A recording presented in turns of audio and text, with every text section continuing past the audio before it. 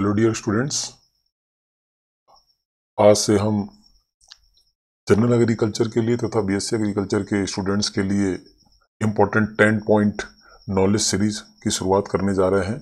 और इस 10 point knowledge series में हम रोज वन लाइनर जनरल एग्रीकल्चर के इम्पोर्टेंट क्वेश्चंस और 10 पॉइंट में 10 आपके एमसीक्यूज टाइप के क्वेश्चंस को सॉल्व कराया करेंगे। और ये क्वेश्चन अक्सर ही आपकी सभी प्रतियोगी परीक्षाओं में पूछे जाते हैं, तो इनको पढ़ के जाना बहुत जरूरी है किसी भी कंपटीशन में। इसको आप स्केप या इसको आप छोड़ नहीं सकते, ये मस्ट रीड क्वेश्चंस हैं। तो आइए शुरू करते हैं। तो देखिए, इसमें से पहला क्वेश्चन है कि कृषि विज्ञान के जनक किन्हें कहा जाता था। तो कृषि विज्ञान के जनक कहा जाता था पीटर डेक्रेसन जी को। किनको कहा जाता था? पीटर डेक्रेसन जी को। ठीक है, कृषि विज्ञान के जनक पीटर डेक्रेसन जी को कहा जाता था। फिर ये दूसरा क्वेश्चन है कि हॉर्स होइंग हस्बेंड्री जो बुक है, ठीक है, और फादर ऑफ वीट साइंस, क्या फादर ऑफ वीट साइंस के जनक कौन है? तो जेथरो टूल जो थे वो फादर ऑफ वीट साइंस के जनक थे। ठीक है, फिर इसके बाद तीसरा क्वेश्चन है झूम खेती ज़्यादातर भारत के किस राज्य में की जाती है? तो झूम खेती भारत के नॉर्थ ईस्टर्न स्टेट्स हैं, जिसमें आपका आसाम है।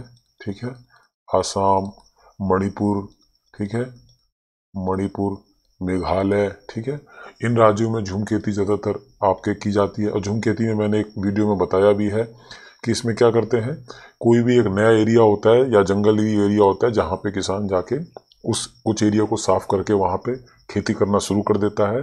और इसमें एक निश्चित भूमि पर एक निश्चित क्रॉप साल दर साल उगाई जाती है। ठीक है, तो आंध्र प्रदेश में झूम खेती को किस नाम से जाना जाता है? तो आंध्र प्रदेश में झूम खेती को पोंडू नाम से जाना जाता है। ठीक है, पांचवा है इसमें one liner question, important question है कि झूम खेती का इंपॉर्टेंट दोष क्या है? तो एक दोष क्या है झूम खेती का? इससे मिट्टी का कटाव बढ़ता है। ठीक है, नेक्स्ट देखते हैं छठे नंबर पे कि सतत खेती यानी आपका सस्टेनेबल एग्रीकल्चर। कौन सा एग्रीकल्चर? Sustainable agriculture. ठीक है, सस्टेनेबल एग्रीकल्चर का उद्देश्य क्या है, ऑब्जेक्टिव क्या है? तो इसका है इकोलॉजिकल बैलेंस। इकोलॉजिकल बैलेंस है या पारिस्थितिक संतुलन। ठीक है, फिर उसके बाद रोपण के पैटर्न, यानी पौधों को लगाने की एक रोपण विधि होती है, रोपाई करते हैं तो आप अधिकतम आबादी कौन से पैटर्न में होती है? तो अधिकतम आबादी पाई जाती है घनाकार पैटर्न में, जिसे बोलते हैं क्यूबॉइडल पैटर्न। क्या बोलते हैं? Cuboidal pattern. ठीक है, फिर अगला देखते हैं कि मिश्रित खेती यानी मिक्स्ड फार्मिंग। मिश्रित खेती यानी आपका मिक्स्ड फार्मिंग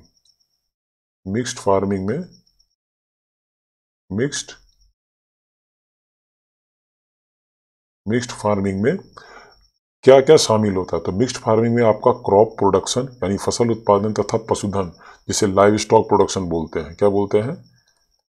लाइव स्टॉक के LIVESTOCK, लाइव स्टॉक प्रोडक्शन, ये आपका मिश्रित खेती में शामिल है। फिर वर्ष दर वर्ष, ठीक है, अब क्या है इसमें बोला है वर्ष दर वर्ष एक ही फसल को एक ही भूमि पर उगाने को आप क्या कहते हो? ठीक है, वर्ष दर वर्ष एक ही फसल को एक ही भूमि पर उगाने की प्रणाली को क्या कहा जाता है? तो इसे कहा जाता है मोनोक्रॉपिंग। क्या कहा जाता है? इसे कहा जाता है मोनोक्रॉपिंग। ठीक है, मोनोक्रॉपिंग कहा जाता है। और इसमें आपकी क्रॉपिंग इंटेंसिटी यानी फसल की तीव्रता यानी किसे कहते हैं? फसल की तीव्रता यानी क्रॉपिंग इंटेंसिटी। इसमें आपकी जो क्रॉपिंग इंटेंसिटी होती है यानी फसल की तीव्रता जो होती है 10 क्रॉपिंग इंटेंसिटी इसमें आपकी होती है 100%। ठीक है, फिर नेक्स्ट क्वेश्चन है इसमें आपका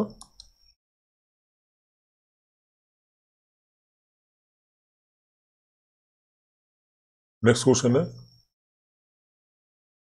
भिन्न प्रकृति की आदत और शून्य प्रतिस्पर्धा वाली ऐसी फसलों की खेती के रूप में जाना जाता है। यानी भिन्न प्रकृति, जिनकी आपकी उगने की और जिनकी प्रकृति अलग अलग होती है और जिनमें कंपटीशन जीरो होता है, शून्य प्रतिस्पर्धा, यानी कंपटीशन ऐसी फसलों के बीच में जीरो होता है, ऐसी फसलों को खेती के रूप में किस नाम से जाना जाता है? तो इन्हें बोला जाता है समांतर फसल। समांतर फसल, या इन्हें इंग्लिश में आप कहते हो पैरेलल क्रॉपिंग। पैरेलल क्रॉपिंग क्या कहते हो आप? Parallel cropping. ठीक है, तो ये आपके महत्वपूर्ण 10 क्वेश्चन थे। अगले में हम फिर नेक्स्ट में 10 इंपॉर्टेंट MCQs के बारे में स्टडी करेंगे। Thank you.